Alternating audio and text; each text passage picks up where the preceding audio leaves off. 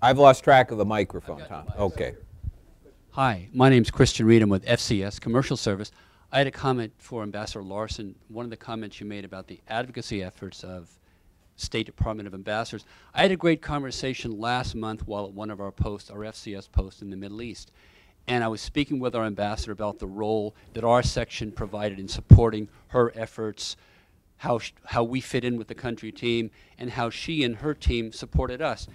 And she ended the conversation by saying, well, Christian, look, you have Nancy as your senior commercial officer, but I am the president's senior commercial officer. So that was a great comment. It just, I don't know whether NEI has sort of shifted partially the compass and made State Department more interested in this portfolio, but it was a great comment for me because it just showed how closely we do work together, Commerce and State Department.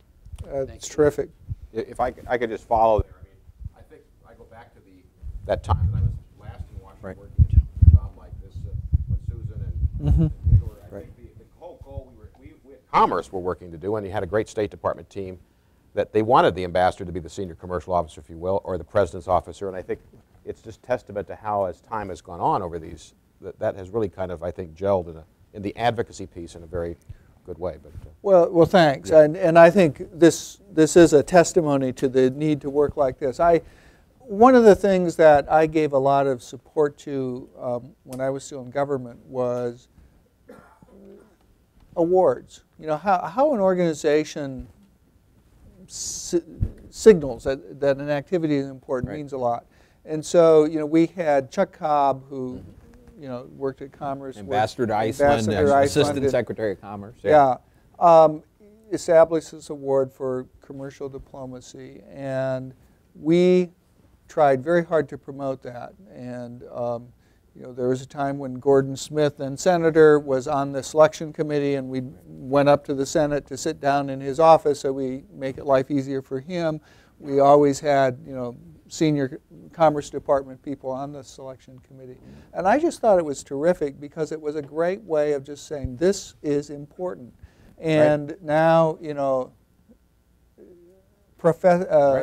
Ambassadors Cobb, because Mr. and Mrs. Cobb both are ambassadors and both are contributing to the award, you know, are not only identifying younger officers who are making a particularly strong contribution to business success, but also ambassadors. And it really is a nice way of underlining this point that you said, that the ambassador, if the ambassador doesn't think of himself or herself as senior commercial officer, then something's wrong.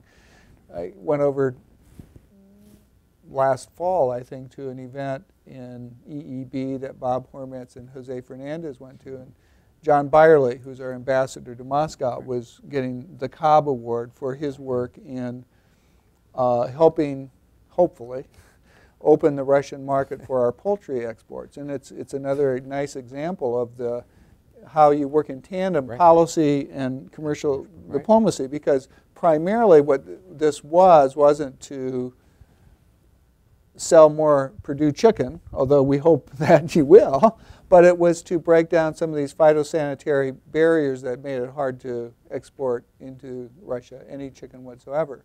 And it took a unique ability, unique skills, ability to speak Russian, understanding Russian politics, working with Bob Hormats to sort of have that 1-2 punch to get the Russian veterinary service to move.